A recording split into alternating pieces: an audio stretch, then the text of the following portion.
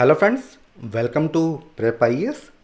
ये lecture modern India का 9th lecture है और इस लेक्चर में हम बेसिकली 3 टॉपिक डिस्कस करेंगे। नॉन कोऑपरेशन मूवमेंट मींस असहयोग आंदोलन, खिलाफत आंदोलन एंड स्वराज्य। तो ये तीनों टॉपिक हम इस लेक्चर में आज कवर करने वाले हैं। दोस्तों, आगे बढ़ने से पहले मैं आपको इस क्रैश कोर्स के बारे में इम्पोर्टेंट जानकारी देना चाहूँगा।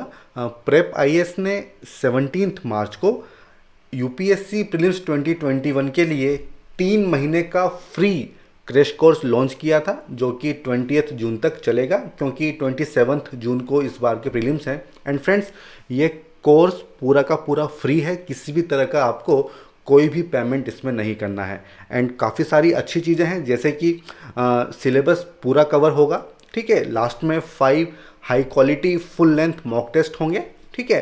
देन स्टैटिक एंड डायनामिक दोनों चीज़ों को हम लोग कवर कर रहे हैं। इसके अलावा हमारा टेलीग्राम चैनल भी है, जहाँ पे आपको स्टडी मटेरियल एंड नोट्स मिल जाएंगे। देन हर संडे को सीसेट की क्लास हम ऑर्गेनाइज कर रहे हैं। काफ़ी लोग इसमें उनको परेशानी होती है, तो इससे काफ़ी फ़ायदा होगा लोगों को। देन हर संडे को डाउट सेशन भी रखे जा रहे हैं, जहाँ पे आप डायरेक्टली फैकल्टी से अपने डाउट पूछ सकते हैं और उसका समाधान हम लोग कर देंगे।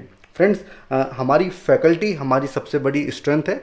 हमारे पास ऐसी फैकल्टी है जिसे यूपीएससी टीचिंग का या फिर यूपीएससी की डिफरेंट स्टेजेस का अच्छा खासा एक्सपीरियंस है। तो फ्रेंड्स, आप इस क्रैश कोर्स का ज़रूर फ़ायदा लीजिए। अपने फ्रेंड्स में हमारे इस क्रैश कोर्स को, हमारे इस चैनल को आप फॉरवर्ड कीजिए, स्प्रेड कीजिए, सर्कुलेट कीजिए, ताकि सभी लोगों को इसका फ़ायदा मिल सके। एंड दोस्तों, डिटेल शेड्यूल के लिए, रजिस्ट्रेशन लिंक के लिए, हमारे टेलीग्राम चैनल के लिंक के लिए आप डिस्क्रिप्शन बॉक्स में जाके देखिएगा, वहाँ पे सारे लिंक दिए हुए हैं। एंड फ्रेंड्स, एक चीज़ और मैं बताना चाहूँगा कि पिछले लेक्चर में काफ़ी लोगों ने मुझसे कहा था कि कुछ मल्टीपल चॉइस क्वेश्चन भी मैं रखूँ, तो वो इस बार मैंने कोशिश की है। वीडियो के एंड में मैंने काफ़ी सारे मल्टीपल चॉइस क्वेश्चन रखे हैं आप लोगों के लिए। सबसे पहले हम बात करेंगे बैकग्राउंड की। फ्रेंड्स, अगर हम बात करें 1919 से 1922 की, तो ये पीरियड ऐसा था जिसमें 2 मास मूवमेंट देखने को मिलते हैं। पहला था खिलाफत मूवमेंट, ठीक है, और दूसरा था नॉन कोऑपरेशन मूवमेंट, ठीक है। तो पहला है खिलाफत और दूसरा है नॉन कोऑपरेशन। हालांकि दोनों का जो एमरजेंस था वो अलग अलग इश्यूज से था, बट आगे जाके दोनों मर्ज हो जाते हैं, वो हम देखेंगे। ये जो टाइम था 1919 वाला, इस समय काफ़ी प्रॉब्लमेटिक स्थिति थी।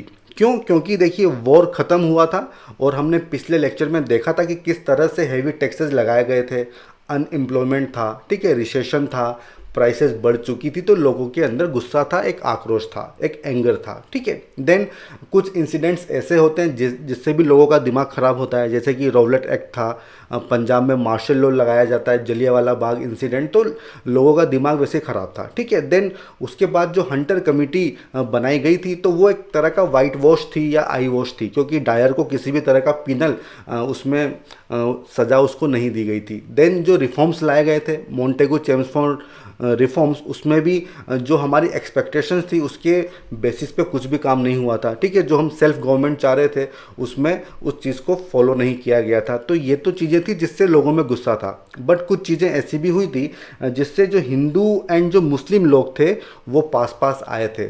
हमने देखा था 1916 में लखनऊ पैक्ट होता है, जहाँ पे कांग्रेस एंड मुस्लिम लीग दोनों जॉइंट डिमांड की बात करती हैं, ठीक है, कांग्रेस प्लस मुस्लिम लीग, ठीक है। ये हमने देखा था पिछले लेक्चर्स में, ठीक है दोस्तों। देन जब रॉवलेट एक्ट का एजुटेशन हुआ था, तो उसमें भी मुस्लिम एंड हिंदुओं ने साथ साथ पार्टिसिपेट किया था। एंड फ्रेंड्स, इस समय जो मुस्लिम लीग थी उसमें काफ़ी यंग रेडिकल नेशनलिस्ट मुस्लिम थे, जैसे कि मोहम्मद अली, अब्दुल कलाम आज़ाद, हाकिम अजमल खान एंड हसन इमाम। ये बेसिकली ये चाहते थे कि मुस्लिम लोग भी नेशनलिस्ट मूवमेंट में पार्टिसिपेट करें, जो कि अगर हम बात करें जो इनका अलीगढ़ स्कूल था, तो वो लोग ऐसा नहीं मानते थे, ठीक है। ये मिलिटेंट नेशनलिज्म को एडवोकेट करते थे, ठीक है। इनकी स्ट्रॉन्ग एंटी इंपीरियलिस्ट सेंटिमेंट्स थे, मीन्स ब्रिटिश लोगों को भारत से भाग जाना चाहिए।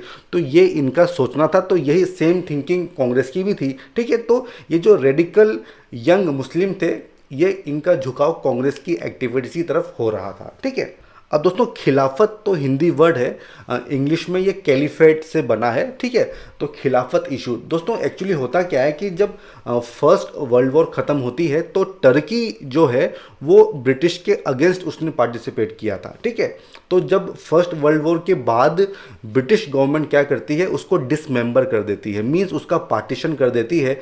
और उसका जो सुल्तान होता है खलीफा, ठीक है, सुल्तान ऑफ टर्की को बोला जाता है खलीफा, जो कि तमाम मुस्लिम लोग उसको अपना स्पिरिचुअल लीडर मानते हैं, उनको उनकी पावर से हटा दिया जाता है। तो बेसिकली ये मुस्लिमों का एक रिलीजियस इशू था, बट इसमें मुस्लिम लोग काफ़ी नाराज़ थे, उनमें काफ़ी गुस्सा था। इसलिए जो भारत के जो मुस्लिम थे उन्होंने ब्रिटिश लोगों से डिमांड किया कि यार ये जो काम आपने किया है ना, ये सही नहीं किया है, ठीक है। हमारी डिमांड ये है कि जितने भी मुस्लिम सेक्रेड प्लेसेस हैं वहाँ पे उस पर खलीफा का कंट्रोल होना चाहिए, सबसे पहली बात, ठीक है। दूसरी बात ये बोली कि उनके पास सफिशिएंट टेरिटरीज होनी चाहिए ताकि वो अपना रूल कर सकें। तो ये दो डिमांड इन्होंने रखी थी और इसी के चलते ये पूरा खिलाफत इशू जो था एक आंदोलन बन के खड़ा हो जाता है।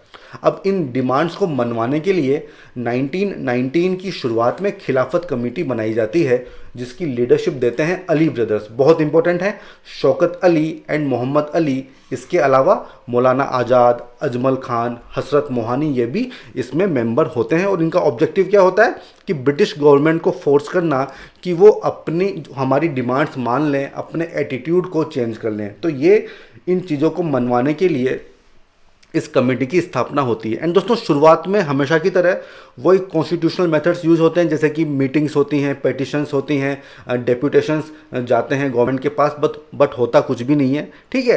तो ये लोग फिर क्या करते हैं, मिलिटेंट एक्टिव एजिटेशन की बात करते हैं। ये बात करते हैं कि हम अब ब्रिटिश से कोऑपरेट ही नहीं करेंगे, एक्टिव एजिटेशन की बात करते हैं। और इसके लिए नवंबर 1919 में दिल्ली में ऑल इंडिया खिलाफत कॉन्फ्रेंस होती है। फ्रेंड्स बहुत इंपॉर्टेंट है ये सब मीटिंग्स, कॉन्फ्रेंसेस, इनका टाइमलाइन, डायरेक्ट क्वेश्चन पूछे जाते हैं। तो नवंबर 1919 में दिल्ली में ऑल इंडिया खिलाफत कॉन्फ्रेंस होती है, जिसमें ब्रिटिश गुड्स के बॉयकॉट की बात होती है, ठीक है। और इसमें गांधी इसको प्रिसाइड करते हैं। तो गांधी के मन में ये चीज़ आती है कि ये बहुत अच्छा प्लेटफॉर्म मेरे को मिला है, ठीक है। और इस प्लेटफॉर्म से मैं क्या करूंगा, एक mass and United non cooperation movement में स्टार्ट कर दूंगा। दोस्तों गांधी जी ऑलरेडी पंजाब में जो चीज़ें हुई थी, रॉबलेट की वजह से जो गुस्सा था, उसके लिए ऑलरेडी वो लोग अपना मूवमेंट कर रहे थे, ठीक है। बट यहाँ पे एक अलग मुद्दा मिल गया था, जिसकी वजह से एक mass united non cooperation movement start कर पाना उनके लिए आसान था। तो ये चीज़ उन्होंने एक अपॉर्चुनिटी की तरह इसको देखा था। अब दोस्तों शुरुआत में कांग्रेस थोड़ा डगमगा रही थी कि ये रिलीजियस इशू है, हमको इसमें आना चाहिए कि नहीं आना चाहिए, बट गांधी जी उनको मनाने में कामयाब होते हैं, ठीक है। गांधी जी जो है सपोर्ट करते हैं, कांग्रेस जो है वो सपोर्ट करती है एनसीपी को, मीन्स नॉन कोऑपरेशन मूवमेंट को, प्रोग्राम को। अब दोस्तों देखिए यहाँ पे मेन मुद्दा क्या था कि गांधी और तिलक, उनका ये सोचना था कि ये हमें गोल्डन अपॉर्चुनिटी मिली है, किस चीज़ के लिए, हिंदू मुस्लिम यूनिटी को प्रमोट करने के लिए। तो इसलिए इस मौके को वो अपने हाथ से नहीं गंवाना चाहते थे। इसलिए कांग्रेस ने, गांधी जी ने, सब लोगों ने फिर बाद में इसका समर्थन किया था। फरवरी 1920 में जॉइंट हिंदू मुस्लिम डेपुटेशन जाता है वाइसरॉय के पास कि आप हमारे ग्रीवांसेस मान लीजिए, बट ऑब्वियसली बात है कि मानी नहीं जाएंगी, ठीक है। देन फरवरी 1920 में गांधी जी का बड़ा इंपॉर्टेंट स्टेटमेंट आता है। वो ये कहते हैं कि जो हमारी जो ओरिजिनल डिमांड थी कि जो पंजाब रोंग्स थे, जो कॉन्स्टिट्यूशनल रिफॉर्म्स की हम बात करते थे, वो मुद्दे तो रहे ही नहीं, हम केवल खिलाफत क्वेश्चन की बात कर रहे हैं। तो जो खिलाफत मूवमेंट हम लोगों ने स्टार्ट किया है उसने ओवरशेडो कर लिया है, ठीक है। तो अब हम जो है इन दोनों की बात करेंगे, हम पंजाब रोंग्स की भी बात करेंगे, हम रिफॉर्म्स की भी बात करेंगे, हम खिलाफत की भी बात करेंगे। तो मीन्स जो दोनों अलग अलग आंदोलन थे वो मिलके कंसोलिडेट हो जाते हैं, ठीक है। एंड फ्रेंड्स, मई 1920 में ट्रीटी ऑफ सेवरस होती है और इसमें ट्रीटी को डिसमेंबर कर दिया जाता है, उसका पार्टीशन हो जाता है और इसकी ट्रीटी के बारे में अगली स्लाइड पे मैंने बताया हुआ है। ठीक है फ्रेंड्स, अब इसके बाद जून 1920, ठीक है, एक महीने बाद इलाहाबाद में एक ऑल पार्टी कॉन्फ्रेंस होती है जहां पे boycott of schools, colleges and law courts के प्रोग्राम को अप्रूव किया जाता है और ये जिम्मेदारी दी जाती है गांधी जी को कि आप इस मूवमेंट को, इस प्रोग्राम को आप लीड करो। ठीक है फ्रेंड्स, तो ये सारी टाइमलाइंस हमारे लिए इंपॉर्टेंट है। अब फ्रेंड्स, इसके बाद 31 अगस्त 1920 को नॉन कोऑपरेशन मूवमेंट लॉन्च होता है। एंड अगर हम बात करें कांग्रेस की, तो सितंबर 1920 में एक स्पेशल सेशन होता है कलकत्ता में जहां पे इस प्रोग्राम को अप्रूव किया जाता है और ऑब्जेक्टिव क्या है, स्वराज को इस्टेब्लिश करना, पंजाब खिलाफत रोंग्स को रिमूव करना, तो ये इसका ऑब्जेक्टिव होता है। तो 31 अगस्त 1920 इसको लॉन्च किया जाता है। ठीक है, कलकत्ता में स्पेशल सेशन में सितंबर 1920 में कांग्रेस इसको अप्रूव कर देती है। ठीक है फ्रेंड्स, और यहाँ पे मैंने नोट में ट्रीटी ऑफ सेवरस के बारे में बताया हुआ है दोस्तों, आप इस स्लाइड को पॉज करके इसको यहाँ पे देख सकते हैं। ठीक है, अब दोस्तों ये जो मूवमेंट लॉन्च किया था, नॉन कोऑपरेशन प्रोग्राम या मूवमेंट, इसमें काफ़ी सारे एलिमेंट्स थे जो आपको पता होने चाहिए, जिन पे डायरेक्ट सवाल पूछे जाते हैं। फर्स्ट था कि हमें करना क्या है इस प्रोग्राम में। ठीक है, हमें गवर्नमेंट स्कूल्स एंड कॉलेजेस का बॉयकॉट करना है। ठीक है, जो लॉ कोर्ट्स हैं उसका बॉयकॉट करना है। ठीक है, लेजिस्लेटिव काउंसिल्स का बॉयकॉट करना है, फॉरेन क्लॉथ का बॉयकॉट करना है, हमें खादी को प्रमोट करना है और जो गवर्नमेंट टाइटल्स हैं, ऑनर्स हैं, जो सम्मान हैं, जो उपाधियां हैं, उनको हमें रिनंशिएट करना है, उनको हमें त्याग देना है। तो ये सब डिफरेंट एलिमेंट्स थे जो इस प्रोग्राम में शामिल थे। एंड फ्रेंड्स, ये तो था फर्स्ट फेज। ठीक है, जब फर्स्ट फेज आपका सफल होगा उसके बाद सेकंड फेज स्टार्ट करेंगे और वो फेज होगा मास सिविल डिसओबीडियंस, और इसको हिंदी में बोलते हैं सविनय अवज्ञा आंदोलन। ठीक है, और नॉन कोऑपरेशन को बोलते हैं असहयोग आंदोलन। एंड दोस्तों, इस दौरान सभी लोगों को नॉन वायलेंट रहना है, हिंसा का समर्थन नहीं करना है, ना ही उसका हिंसा को सपोर्ट करना है, हिंदू मुस्लिम यूनिटी की बात करनी है और रिमूवल ऑफ अनटचेबिलिटी की बात करनी है। क्योंकि गांधी जी के ये प्रमुख जो एलिमेंट यही थे, हिंदू मुस्लिम यूनिटी होनी चाहिए, अनटचेबिलिटी नहीं होना चाहिए और हिंसा का सहारा हमें नहीं लेना होगा। तो ये सब एलिमेंट थे इस प्रोग्राम के। दोस्तों, अब आता है दिसंबर 1920 का नागपुर सेशन। ठीक है, बहुत इंपॉर्टेंट है हमारे लिए, प्रीलिम्स के हिसाब से भी और मेंस के लिए भी। इसके प्रेसिडेंट कौन थे, सी विजय राघवाचारी, और इसमें जो नॉन कोऑपरेशन प्रोग्राम था उसको इंडोर्स किया गया था। पर दोस्तों, जो सबसे बड़ी चीज़ हुई थी इस सेशन में वो था कि कांग्रेस ने अपने गोल को चेंज कर लिया था। और वो गोल क्या था कि स्वराज को अटेन करना है, लेकिन पीसफुल एंड लेजिटिमेट मीन्स से। पहले बात होती थी कॉन्स्टिट्यूशनल मीन्स से, अब बात आ रही है पीसफुल एंड लेजिटिमेट मीन्स आप एक्स्ट्रा कॉन्स्टिट्यूशनल मास स्ट्रगल आप करोगे। ठीक है, तो पुरानी जो विचारधारा थी वो क्या थी कि आपको कानून के दायरे में रह के स्ट्रगल करना है, बट अब कांग्रेस बात कर रही है एक्स्ट्रा कॉन्स्टिट्यूशनल मास स्ट्रगल की। मीन्स हम कोऑपरेट नहीं करेंगे, हम टैक्सेस पे नहीं करेंगे। ठीक है, तो जो एक्स्ट्रा कॉन्स्टिट्यूशनल मेथड्स है उसको हम यूज करेंगे। इसके अलावा कांग्रेस अपनी ऑर्गेनाइजेशन में भी चेंजेस करती है। अब प्रेसिडेंट सेक्रेटरी की जगह एक 15 मेंबर की कांग्रेस वर्किंग कमेटी होगी और प्रेसिडेंट और सेक्रेटरी भी इसी में शामिल होंगे। अब ये क्यों बनाई गई थी, ताकि एक परमानेंट जो है डायरेक्शन दी जा सके, पॉलिसीज़ को कंटिन्यू किया जा सके, जो आपके रिजोल्यूशन पास होते हैं उसको आप इम्प्लीमेंट करने के लिए एक मैकेनिज्म बना सको। तो इसके लिए कांग्रेस वर्किंग कमेटी को बनाया गया था। इसके अलावा दोस्तों, प्रोविंशियल कांग्रेस कमिटीज़ को लिंग्विस्टिक बेसिस पे ऑर्गेनाइज किया था। मीन्स भाषा के आधार पर, लैंग्वेज के आधार पर प्रोविंशियल कांग्रेस कमिटीज़ को इस्टेब्लिश किया था। फ्रेंड्स, हमें पता है कि 1956 में एसआरसी था, स्टेट रीऑर्गेनाइजेशन कमीशन, एंड हम सोसाइटी वाले टॉपिक में रीजनलिज्म की बात करते हैं, तो दोस्तों वहाँ पे हम इस चीज़ को यूज़ कर सकते हैं। ठीक है, कि ये जो लिंग्विस्टिक डिमांड थी ये केवल आज़ादी के बाद नहीं थी। ठीक है, कांग्रेस भी 1920 में लैंग्वेज के बेसिस पे प्रोविंसेस की बात करती थी, तो वहाँ पे हम इसको यूज़ कर सकते हैं। इसके अलावा वार्ड कमिटीज़ को भी ऑर्गेनाइज किया जाता है। तो ये सब चीज़ें इस सेशन में होती हैं। एंड फ्रेंड, इसके अलावा क्योंकि कांग्रेस अपना गोल चेंज कर लेती है तो उससे वो लोग जो कि मॉडरेट कैटेगरी के थे, ठीक है, जिनको कॉन्स्टिट्यूशनल एंड लॉफुल स्ट्रगल में उनका भरोसा था, वो लोग कांग्रेस से हट जाते हैं। जैसे कि जिन्ना, एनी बेसेंत, जीएस खरपड़े, बीसी पाल, ये कांग्रेस को छोड़ देते हैं। वहीं अगर हम बात करें एसएन बनर्जी की, तो वो एक अपनी अलग ऑर्गेनाइजेशन बना लेते हैं, इंडियन नेशनल लिबरल फेडरेशन। तो दोस्तों इस पे क्वेश्चन पूछा जा सकता है कि इंडियन नेशनल लिबरल फेडरेशन को किसने फाउंड किया था? ठीक है, एसएन बनर्जी ने उसको किया था। ठीक है फ्रेंड्स, अब फ्रेंड्स बात आती है कि non cooperation versus civil disobedience, इनमें क्या डिफरेंस है? तो दोस्तों हिंदी में अगर मैं बताऊं तो एक तो होता है असहयोग, ठीक है, मीन्स आप सहयोग नहीं करोगे, ठीक है, और दूसरा होता है अवज्ञा, मीन्स डिसओबीडियंस, आप बात नहीं मानोगे। तो फ्रेंड्स देखिए इसमें होता क्या है, जब भी हम सिविल डिसओबीडियंस की बात करते हैं तो वहां पे क्या होगा कि आप डिसओबे करोगे कुछ रूल्स को, रेगुलेशंस को, आप स्पेसिफिक रूल्स एंड रेगुलेशंस को आप ब्रेक करोगे, उनको तोड़ोगे। फॉर एग्जांपल जब दांडी मार्च होता है तो उसमें गांधी जी सॉल्ट लॉ को ब्रेक करते हैं, उसको बोला गया था सिविल डिसओबीडियंस। ठीक है, जो भी गवर्नमेंट के रूल्स हैं, रेगुलेशंस हैं, उनको नहीं माना जाएगा, उनको डिसओबे किया जाएगा, तो ये होता है सिविल डिसओबीडियंस में। दूसरा आता है नॉन कोऑपरेशन, मीन्स असहयोग, आप गवर्नमेंट को सहयोग नहीं करोगे, कोऑपरेट नहीं करोगे, मीन्स आप एडमिनिस्ट्रेशन को होना इतना आसान नहीं बनाओगे। आप क्या करोगे? स्कूल्स को बॉयकॉट करोगे, आप कॉलेजेस को बॉयकॉट करोगे, आप जो कोर्ट्स हैं उनको आप बॉयकॉट करोगे, आप काउंसिल्स को बॉयकॉट करोगे, मींस आप चाहोगे कि गवर्नमेंट की जो फंक्शनिंग है वो न हो पाए। तो वो सब चीज़ें होती है नॉन कोऑपरेशन में, एंड आई होप आप इसका डिफरेंस समझ गए होंगे।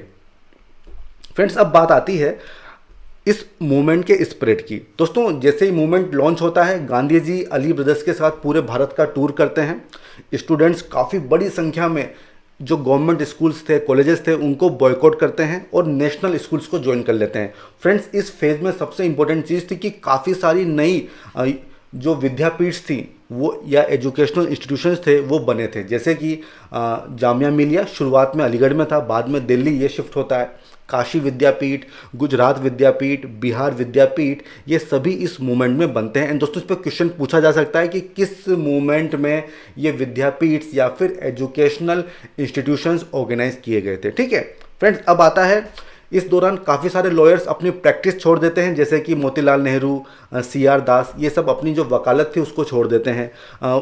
फॉरेन क्लोथ्स की पब्लिक बर्निंग होती है, ठीक है, जो वो सब शॉप्स जो कि फॉरेन लिकर बेचती थी उनकी पिकेटिंग होती है, मींस उन दुकानों के आगे लोग खड़े हो जाते हैं और दुकानों को खुलने ही नहीं देते थे, उसको बोलते हैं पिकेटिंग। इसके अलावा कांग्रेस वॉलंटियर कॉर्प बनती है पैरेलल पुलिस के रूप में। तो दोस्तों ये क्वेश्चन पूछा जा सकता है कि किस मूवमेंट में पैरेलल पुलिस या फिर कांग्रेस वॉलंटियर कॉर्प्स की स्थापना होती है। एंड फ्रेंड्स देन जुलाई 1921 में क्या होता है, जो अली ब्रदर्स थे वो आर्मी में जो मुस्लिम लोग थे उनको बोलते हैं कि आप अपने पद से रिजाइन कर दो, क्योंकि ये अनरिलीजियस है, और इसके चलते इन दोनों को अरेस्ट कर लिया जाता है। ठीक है, और ये सेम चीज़ गांधी जी भी बोलते हैं, कांग्रेस भी बोलती है। ठीक है, फिर कांग्रेस बोलती है कि अब हम जो है सेकंड फेज स्टार्ट करेंगे, सिविल डिसओबीडियंस मूवमेंट हम लोग स्टार्ट करेंगे, और काफ़ी सारा प्रेशर होता है गांधी जी के ऊपर। ठीक है, एंड दोस्तों इस दौरान नवंबर 1921 में प्रिंस ऑफ वेल्स भी भारत आते हैं।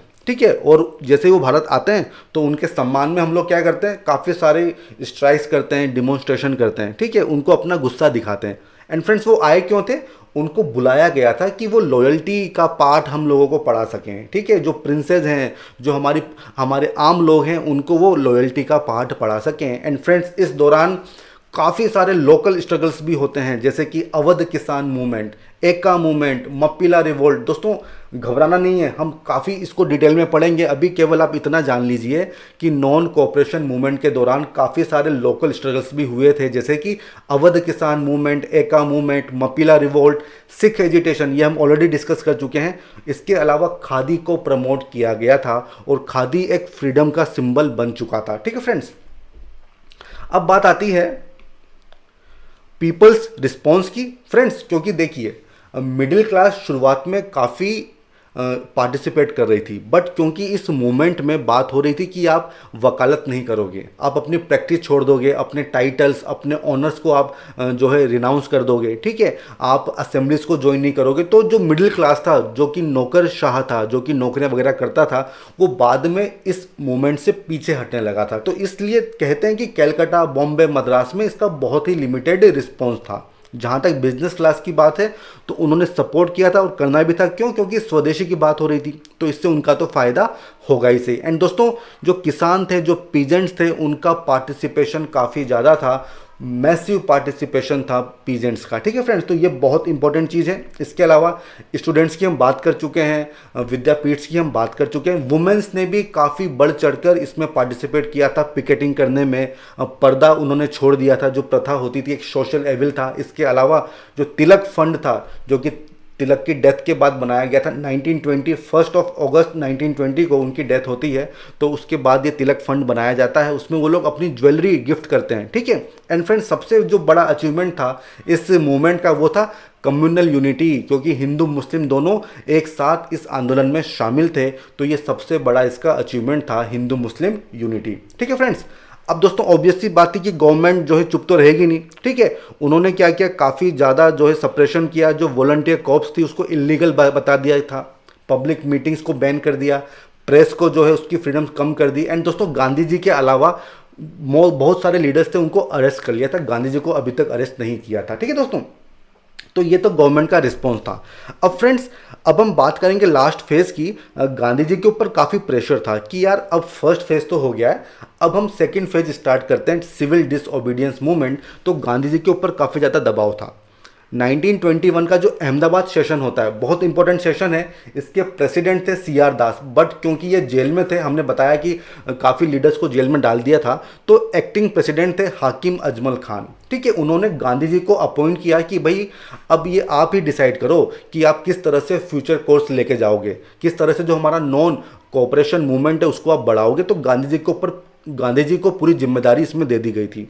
फिर गांधी जी 1 फरवरी 1922 को बारडोली में सिविल डिसओबीडियंस मूवमेंट स्टार्ट करने की धमकी देते हैं कि अगर आपने प्रेस के कंट्रोल को रिमूव नहीं किया, पॉलिटिकल प्रिजनर्स को रिलीज नहीं किया, तो मैं सिविल डिसओबीडियंस मीन्स सविनय अवज्ञा आंदोलन जो है वो स्टार्ट कर दूंगा। तो गांधी जी ने धमकी दी थी। बट दोस्तों, इसके बाद 5 फरवरी को एक चोरी चोरा इंसिडेंट होता है, जिसकी वजह से गांधी जी इस मूवमेंट को ही वापस ले लेते हैं।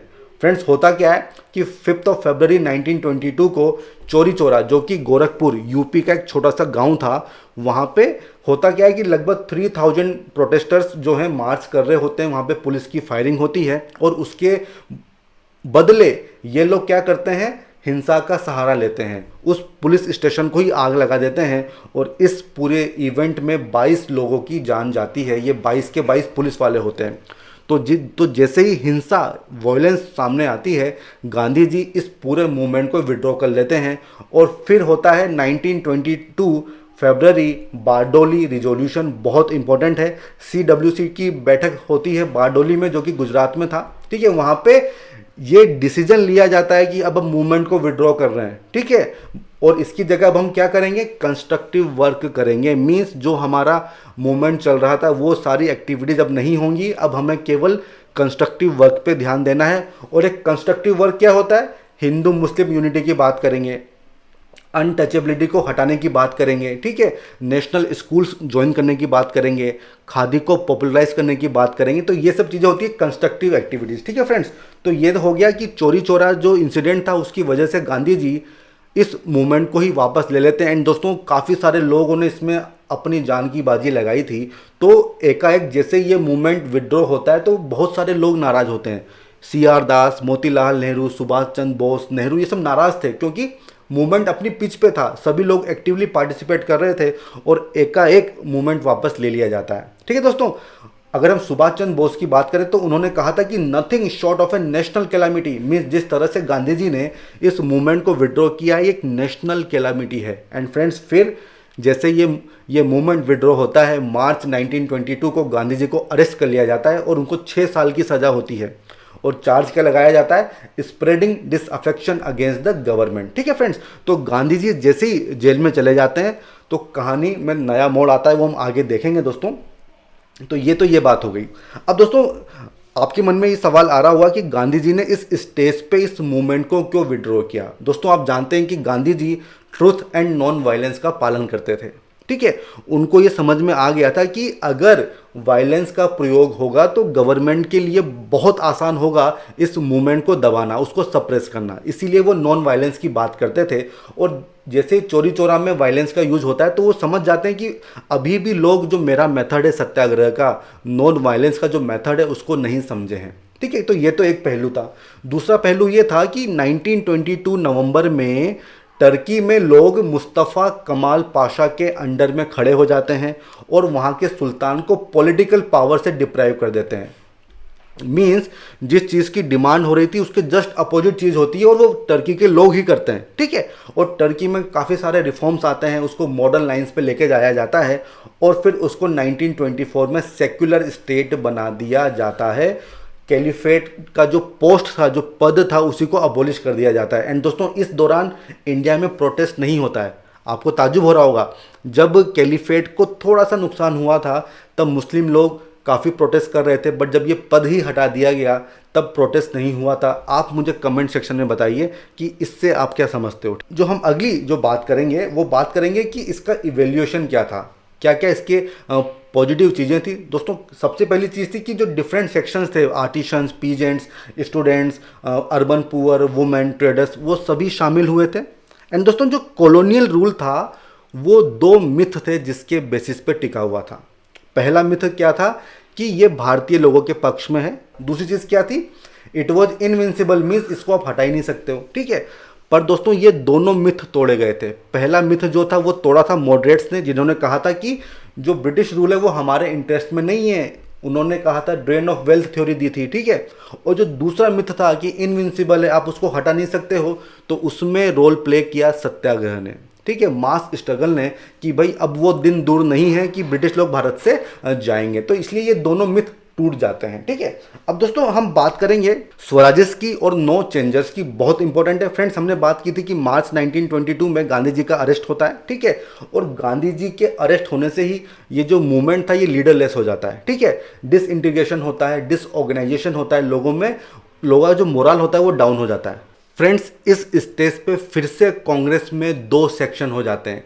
पहला सेक्शन था CR दास, मोतीलाल नेहरू और अजमल खान का, और ये लोग बोलते हैं कि हमें लेजिस्लेटिव काउंसिल का बॉयकॉट नहीं करना चाहिए। ठीक है, हम लोगों को, क्योंकि दोस्तों आपको पता है कि नॉन कोऑपरेशन मूवमेंट में लेजिस्लेटिव काउंसिल्स का बॉयकॉट किया गया था, तो वो इस चीज़ को वापस लेने की बात कर रहे थे कि इस अगर काउंसिल में हम लोग फिर से एंटर करेंगे तो जो असेंबलीज की जो बेसिक वीकनेसेस हैं वो हम एक्सपोज कर सकेंगे, और जो लोग अभी ठंडे पड़ चुके हैं, जिनका मोरल डाउन हो चुका है, तो हम इन असेंबलीज के माध्यम से उस मोरल को फिर से बढ़ाने की कोशिश करेंगे। तो दोस्तों इनका ये तरीका था कि अगर गवर्नमेंट ने हमारी बात नहीं मानी तो हम इन असेंबली की वर्किंग को ऑब्स्ट्रक्ट करेंगे, उनमें रुकावट पैदा करेंगे। ठीक है, और इनको कहते थे स्वराजिस्ट। मीन्स वो लोग जो कि काउंसिल एंट्री की बात कर रहे थे, असेंबली में जाने की बात कर रहे थे, उनको कहा गया था स्वराजिस्ट। और जो दूसरे लोग थे वो थे no changers. Means C Rajagopalachari, Vallabhbhai Patel, Rajendra Prasad, MA Ansari, ये वो लीडर्स थे जो नो चेंजर्स कहलाए थे। मीन्स हमें किसी भी तरह का चेंज नहीं करना है, जो चल रहा था वही चलेगा, काउंसिल एंट्री हम लोग नहीं करेंगे, उसका हम लोग अपोज करेंगे। इसके बजाय जो कंस्ट्रक्टिव वर्क है, क्योंकि गांधी जी भी जेल में हैं, तो जो कंस्ट्रक्टिव वर्क है उसको हम फोकस करेंगे। ठीक है, उसी को हम बढ़ावा देंगे। जो हमारा बॉयकॉट नॉन कोऑपरेशन मूवमेंट था उसी को हम कंटिन्यू करेंगे। तो दोस्तों इस तरह से दो सेक्शन खड़े हो जाते हैं। और फिर 1922 में INC का गया सेशन होता है, जिसके प्रेसिडेंट होते हैं CR दास, और यहाँ पे ये प्रपोजल रखा जाता है।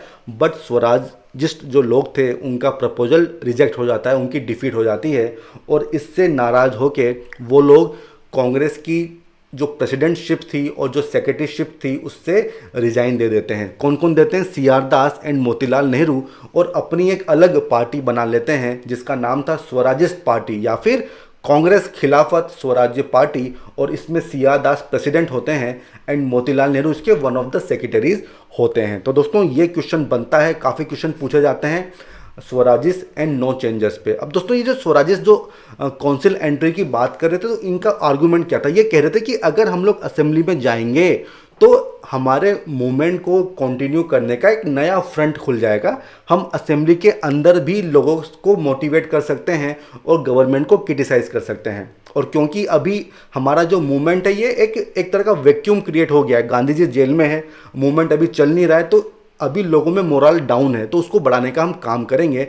तो स्वराजिस लोगों का ये आर्गुमेंट था। ठीक है फ्रेंड्स, ये जो स्वराजिस पार्टी थी इसमें CR Das and Motilal Nehru के अलावा कुछ मेंबर्स और भी थे, जैसे कि अली ब्रदर्स, शौकत अली, मोहम्मद अली, अजमल खान, प्रताप गुहा रॉय, ये भी आपको याद होने चाहिए, इस पर क्वेश्चन पूछ लिया जा सकता है।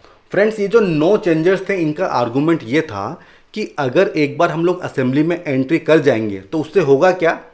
एक तो कंस्ट्रक्टिव वर्क निगलेक्ट हो जाएगा, ठीक है, दूसरी बात पॉलिटिकल करप्शन आएगा, मीन्स आपको कुर्सी की आदत पड़ जाएगी, ठीक है, तो वो चीज़ नहीं होने देना चाहते थे।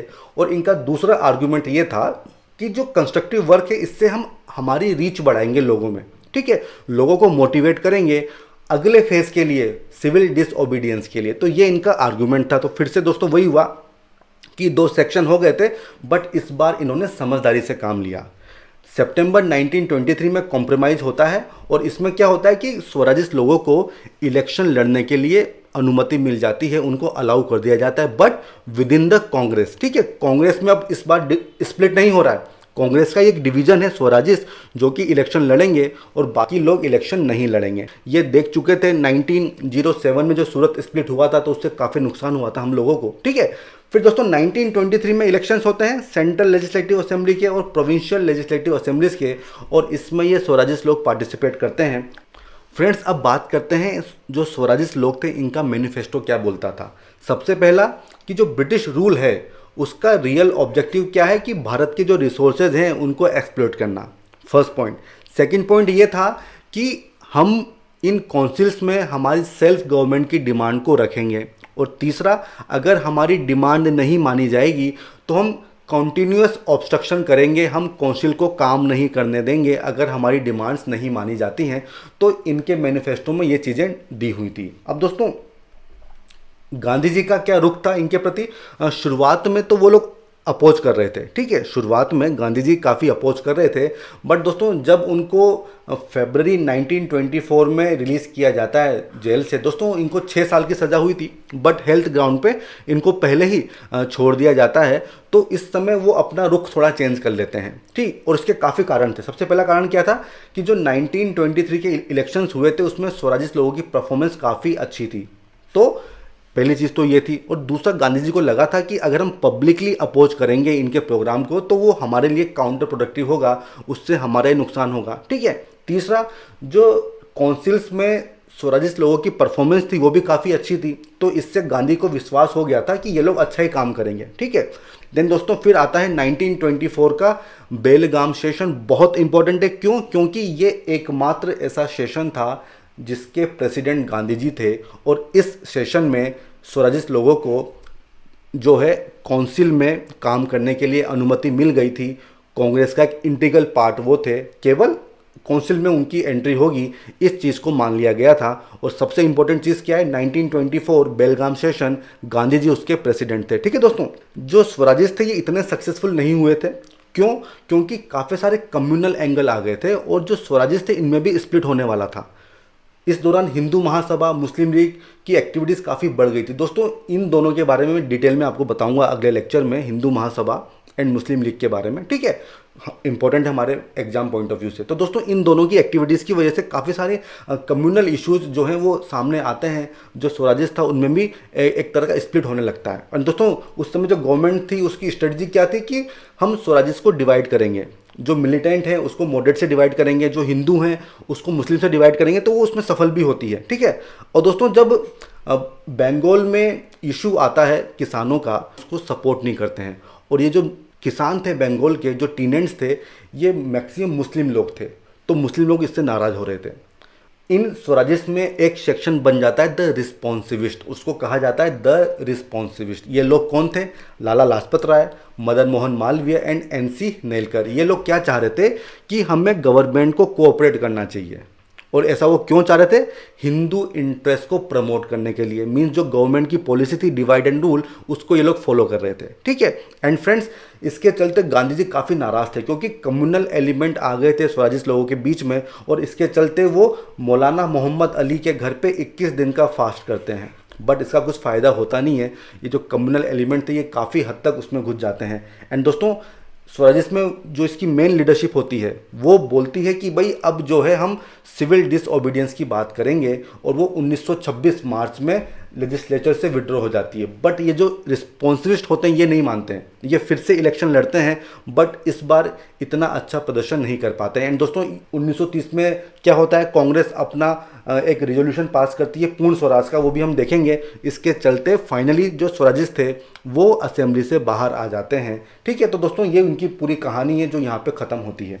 अब फ्रेंड्स, बात आती है कि इन्होंने क्या अचीवमेंट किए थे। सबसे पहला अचीवमेंट ये था कि 1925 में विट्ठल भाई पटेल सेंट्रल लेजिस्लेटिव असेंबली के स्पीकर चुने जाते हैं। देन 1928 में पब्लिक सेफ्टी बिल की डिफेट होती है। तो ये इनके सबसे बड़े अचीवमेंट थे। फ्रेंड्स, जो पब्लिक सेफ्टी बिल था ये बेसिकली इस दौरान सोशलिस्ट एंड कम्युनिस्ट आइडियाज़ काफ़ी बढ़ रहे थे, तो उसको दबाने के लिए गवर्नमेंट इस बिल को लेके आई थी, बट इसका काफ़ी विरोध होता है और इसको विड्रॉ किया जाता है। तो ये था 1928 का पब्लिक सेफ्टी बिल। अब दोस्तों, इनका जो सबसे बड़ी जो इनका ये था, क्या बोलते हैं, ड्रॉबैक, वो ये था कि इनका मुख्य जो पॉलिसी थी वो क्या थी? ऑब्स्ट्रक्शन करना। ठीक है। आप जो भी काम करोगे अगर वो हमारे फेवर में नहीं है तो हम उसको रोकेंगे। तो दोस्तों, इस तरह की पॉलिसी की अपने आप में लिमिटेशन होती है, तो ये सबसे बड़ा इनका एक ड्रॉबैक था। अब फ्रेंड्स, हम बात करेंगे जो नो चेंजर्स थे, इन्होंने जो कंस्ट्रक्टिव वर्क किए थे उससे क्या फ़ायदा हुआ था। तो दोस्तों देखिए, एक तो कंस्ट्रक्टिव वर्क में क्या था, आपको नेशनल एजुकेशन की बात करनी थी, आपको हिंदू मुस्लिम यूनिटी की बात करनी थी। तो इससे क्या हुआ कि डिफरेंट जो सेक्शन थे उनमें कनेक्शन बढ़ा कांग्रेस का। ठीक है, जो आगे आने वाले आंदोलन में काफ़ी बेनिफिशियल होता है। ठीक है फ्रेंड्स, तो ये टॉपिक तो हमारे यहीं पे ख़त्म हो गए, लेकिन आप लोगों की डिमांड पे 10-15 MCQ मैंने रखे हैं, और ये सारे MCQ मैंने विजन की टेस्ट सीरीज से लिए हैं। ठीक है दोस्तों, तो हम 1 बाय 1 इनको देखेंगे और कोशिश करेंगे कि हम चीज़ों को रिवाइज कर पा रहे हैं क्या, उनको रिकॉल कर पा रहे हैं क्या। फ्रेंड्स, सबसे पहला क्वेश्चन है कि विद रेफरेंस टू चंपारण सत्याग्रह, चंपारण सत्याग्रह की बात हो रही है, 2 स्टेटमेंट दिए गए हैं। पहला है कि इस मूवमेंट में महात्मा गांधी, राजेंद्र प्रसाद, इन लोगों ने जो है पार्टिसिपेट किया था, ये एकदम सही स्टेटमेंट है दोस्तों। ठीक है। सेकंड है, satyagraha ended when planters agreed to refund all of the money they had taken illegally, means जितनी भी इलीगल मनी ली थी वो सब वापस लौटा दी थी। तो दोस्तों ये चीज़ गलत है, हमने देखा था केवल 25% मनी वापस दी थी। तो इस तरह से दोस्तों देखिए सवाल पूछे जाते हैं। ठीक है, आपको एक एक पॉइंट अच्छे से याद होना चाहिए। तो स्टेटमेंट 1 सही है, स्टेटमेंट 2 गलत है। तो इसका आंसर क्या हो जाएगा? Option A. ठीक है दोस्तों, नेक्स्ट क्वेश्चन है कि यहाँ पे 3 लिटरेरी वर्क्स दिए हुए हैं और पूछा गया है कि किसने उसको लिखा था। सबसे पहला है आमार सोनार बंगला, रविन्द्रनाथ टैगोर, ये हमने डिस्कस किया था दोस्तों, तो ये तो सही है। ठीक है। सेकंड है, अभी उसको छोड़ते हैं, तीसरा क्या है? सुदेश गीतम, दोस्तों ये भी हमने देखा था, सुब्रमण्यम भारत के द्वारा लिखा गया था, तो ये भी सही है दोस्तों। अब ये जो सेकंड ऑप्शन है ये हमें नहीं पता है। अब दोस्तों देखिए, इस तरह के क्वेश्चन पूछे जाते हैं, आपको डरना नहीं है, आप ऑप्शन देखिए, 1 और 3 को ढूंढिए, तो देखिए आपको मिलेगा क्या? केवल डी है जहाँ पे 1 और 3 शामिल हैं, तो मतलब 2 भी सही है। तो दोस्तों इस तरह से आपको प्रैक्टिस से ये चीज़ें पता चलेंगी कि क्वेश्चन देख के घबराना नहीं है, ऑप्शंस देखिए क्या आपको आता है क्या आपको नहीं आता है। तो दोस्तों इसका आंसर क्या हो जाएगा? डी। अब अगला क्वेश्चन आता है कि which of the following measures were taken to promote education during the Swadeshi movement, Swadeshi movement के दौरान कौन कौन से मेजर्स लिए गए थे शिक्षा को प्रमोट करने के लिए। सबसे पहला था कि एक तो नेशनल एजुकेशन का रिजोल्यूशन पास किया था 1906 में। आई होप दोस्तों आप रिकॉल कर पा रहे होंगे, ये स्टेटमेंट सही है। दूसरा स्टेटमेंट क्या है कि नेशनल काउंसिल ऑफ एजुकेशन को बनाया गया था, ये भी सही है दोस्तों, हमने डिस्कस किया था। तीसरा क्या है? बनारस हिंदू यूनिवर्सिटी को इस्टेब्लिश किया था। फ्रेंड्स अब देखिए यहीं पे पेंच है, अगर आपको सही से पता हो तो ये हुआ था 1916 में। ठीक है, तो ये ऑप्शन गलत हो जाएगा। ठीक है, तो 1 और 2 करेक्ट है, 3 ऑप्शन गलत है, तो इसका आंसर क्या हो जाएगा? बी। ठीक है फ्रेंड्स, अब हम बात करेंगे नेक्स्ट क्वेश्चन की, जहां पे पूछा गया है परमानेंट सेटलमेंट के बारे में, ठीक है। और इसमें 3 ऑप्शन दिए गए हैं, बताना है कौन सा सही है कौन सा गलत है। कि परमानेंट सेटलमेंट का ऑब्जेक्टिव क्या था। सबसे पहला इसमें बताया गया है कि एक जमींदार लोगों की क्लास को क्रिएट करना जो कि ब्रिटिश लोगों के प्रति लॉयल रहे, ये सही बात है, हमने डिस्कस किया था। सेकंड है कि ईस्ट इंडिया कंपनी के लिए एक स्टेबल इनकम प्रोवाइड करना, ये भी सही बात है, इसलिए तो परमानेंट नाम है इसका, ठीक है। और तीसरा क्या था कि एग्रीकल्चर को इम्प्रूव करना है, और ये भी इसका ऑब्जेक्टिव था फ्रेंड्स। तो तीनों स्टेटमेंट सही है, 1, 2 एंड 3, इसका आंसर क्या हो जाएगा, डी। अगला क्वेश्चन है, consider the following statements. 2 statement दिए गए हैं और पूछा है कि कौन सा स्टेटमेंट सही है कौन सा स्टेटमेंट गलत है। A.O. Hume was the first European to preside over a session of the Congress. Means A.O. Hume Congress के सेशन को प्रिसाइड करने वाले पहले यूरोपियन थे। दोस्तों ये स्टेटमेंट गलत है। A.O. ह्यूम ने स्थापना की थी, ठीक है, और जो फर्स्ट यूरोपियन थे वो कौन थे, जॉर्ज यूले। तो दोस्तों ये हम आगे एक लेक्चर में कवर करेंगे कि कौन कौन से प्रेसिडेंट थे, बट अभी आप थोड़ा सा आइडिया ले लीजिए कि फर्स्ट यूरोपियन जॉर्ज यूले थे। देन सेकंड है, Annie Besant was the first European women president. तो दोस्तों ये स्टेटमेंट सही है। इंडियन नेशनल कांग्रेस की जो पहली यूरोपियन वुमेन प्रेसिडेंट थी वो एनी बेसेंट थी। एंड दोस्तों पहली इंडियन वुमेन प्रेसिडेंट कौन थी ये आप मुझे कमेंट सेक्शन में बताइए, ठीक है दोस्तों। अगला क्वेश्चन है कि 1919 में जो सत्याग्रह सभा बनाई गई थी वो किसके सपोर्ट में बनाई गई थी। अब दोस्तों देखिए, खेड़ा सत्याग्रह ये 1918 में हुआ था, ठीक है। वैकोम 1924 में हुआ था, हमने डिस्कस किया था सोशल रिफॉर्म्स में। एंड बारडोली सत्याग्रह हम आगे देखेंगे, ये 1928 में होता है, ठीक है। तो इसका आंसर क्या हो जाएगा, रोलेक्ट, क्योंकि यही था जो 1919 में हुआ था। अगला क्वेश्चन है कि इंडियन नेशनल कांग्रेस और मुस्लिम लीग की जो एग्रीमेंट हुआ था उसमें किन लोगों का हाथ था। दोस्तों ये भी स्ट्रेट फॉरवर्ड क्वेश्चन है, एनी बेसेंट एंड बाल गंगाधर तिलक इसमें शामिल थे। तो आंसर क्या हो जाएगा, सी, ठीक है। अब अगला क्वेश्चन है कि जो 1918 की अहमदाबाद मिल स्ट्राइक हुई थी उसके चलते 2 स्टेटमेंट दिए गए हैं। सबसे पहला कि it was led by Sardar Vallabh भाई पटेल। फ्रेंड्स ये तो गलत है क्योंकि गांधी जी थे इसमें, ठीक है। और दूसरा स्टेटमेंट क्या दिया है, it was due to the discontent over the increase in the working hour. कि जो वर्किंग आवर्स थे, मीन्स कितने घंटे वर्कर को काम करना है, उसके चलते ये मिल स्ट्राइक हुई थी। दोस्तों ये तो गलत था, हमने देखा था वो लोग बोनस की डिमांड कर रहे थे। तो ये दोनों ही ऑप्शन गलत हैं। तो इसका आंसर क्या हो जाएगा, सी, ठीक है दोस्तों। सॉरी, इसका आंसर हो जाएगा डी, नाइदर 1 नॉर 2, ठीक है दोस्तों, दोनों ही स्टेटमेंट गलत हैं। अब अगला क्वेश्चन आता है, उसमें पूछा गया है कि जो स्वदेश बंदाव समिति थी उसके बारे में 3 स्टेटमेंट दिए हैं। पहला कि इसको शिशिर कुमार घोष ने एस्टेब्लिश किया था। फ्रेंड्स आप रिकॉल करिए, इसके पीछे नाम था अश्विनी कुमार दत्त का, ठीक है। तो ये फर्स्ट तो गलत है। सेकंड, इसका ऑब्जेक्टिव क्या था, मास को मोबिलाइज करना, तो ये तो सही है दोस्तों। तो ये 2 सही है, ठीक है दोस्तों। तो 1 तो सही नहीं है और 2 सही है, ठीक है दोस्तों। अब जो तीसरा स्टेटमेंट दिया है कि it settled disputes through arbitration, दोस्तों ये सही है। ये जो समिति थी इसका एक ऑब्जेक्टिव ये भी था कि आर्बिट्रेशन के माध्यम से हम लोग डिस्प्यूट को रिजोल्व करेंगे। तो तीसरा स्टेटमेंट भी सही है। तो इसका आंसर क्या हो जाएगा, 1 ओनली, ठीक है, क्योंकि केवल यही स्टेटमेंट गलत है। अब अगला क्वेश्चन है, जब स्वदेशी मूवमेंट हुआ था उसके बारे में 2 स्टेटमेंट दिए गए हैं। पहला स्टेटमेंट क्या है कि there was no agitation of the working class. दोस्तों ये तो गलत है, हमने डिस्कस किया था, वर्किंग क्लास इसमें शामिल थी।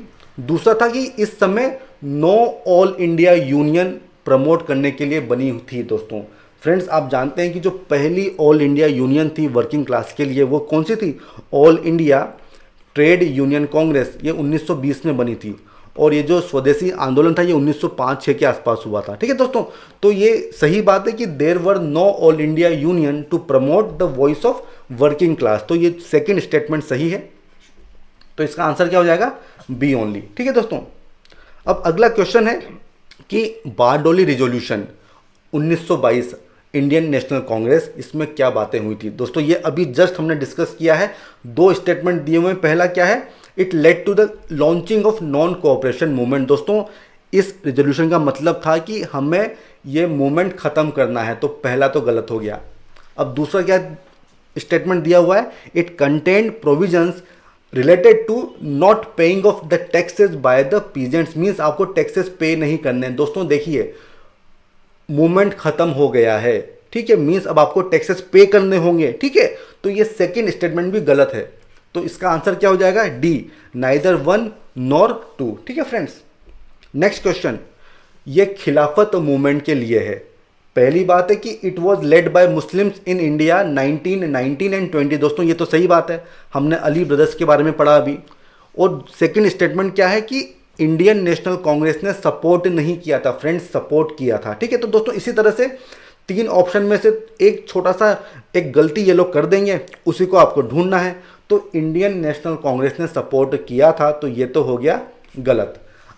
तीसरा स्टेटमेंट क्या है कि the supporters wanted hegemony of खलीफा ओवर मुस्लिम। दोस्तों वही, यही तो वो चाहते थे कि जो खलीफा हैं उसको फिर से रिस्टोर कर दिया जाए, तो स्टेटमेंट सही है। अब दोस्तों देखिए पूछा क्या है, पूछा है कि कौन सा स्टेटमेंट सही नहीं है।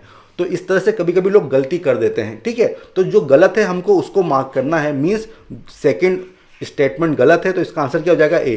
ठीक है फ्रेंड्स। अगला क्वेश्चन है 1915 के बॉम्बे सेशन के बारे में पूछा गया है कि इसमें क्या बातें हुई थी। तो दोस्तों देखिए, हमने 1915 डिस्कस किया था। दो स्टेटमेंट दिए गए हैं कि it decided to allow extremist to rejoin Congress. दोस्तों ये बात सही है, 1916 का सेशन हुआ था और उससे पहले 1915 में बात हुई थी कि दोनों को ज्वाइन करवा लिया जाएगा। सेकेंड स्टेटमेंट क्या है कि कांग्रेस ने होम रूल लीग को सैंक्शन किया था। फ्रेंड्स आप जानते हैं कि होम रूल लीग को कांग्रेस ने सैंक्शन नहीं किया था, तो ये तो गलत हो जाएगा। ठीक है, तो इसका आंसर क्या है? One only. ठीक है दोस्तों। अगला क्वेश्चन क्या है कि ब्रिटिश रूल के समय में white towns and black towns क्या थे। दोस्तों ये मैंने डिस्कस किया था मेरे फर्स्ट लेक्चर में। फ्रेंड्स इसका आंसर क्या है? आंसर इसका सी है। दोस्तों ये जो बॉम्बे मद्रास वाले जो एरिया होते थे, इसमें white town and black town बनाए जाते थे। जो वाइट टाउन में केवल ब्रिटिश लोग रहते थे, जबकि ब्लैक टाउन में केवल इंडियंस लोग रहते थे, जो इनका अर्बन ट्रेडिंग सेंटर होता था वहाँ पे। तो दोस्तों ये ख़त्म होते हैं हमारे MCQ। एंड दोस्तों आप कमेंट सेक्शन में मुझे बताइएगा कि क्या मैं इन MCQ को फॉलो करूं या नहीं करूं। ठीक है, अगर आप चाहते हैं कि मैं इनको हर लेक्चर में शामिल करूं तो मैं कर दूंगा, बट आप मुझे एक बार अपना रिव्यू करके मुझे बताइएगा कि आप लोग चाहते क्या हैं। ठीक है दोस्तों, तो दोस्तों ये वीडियो यहीं पर ख़त्म होता है। हम फिर मिलेंगे एक नए लेक्चर के साथ, तब तक के लिए good bye, thank you so much.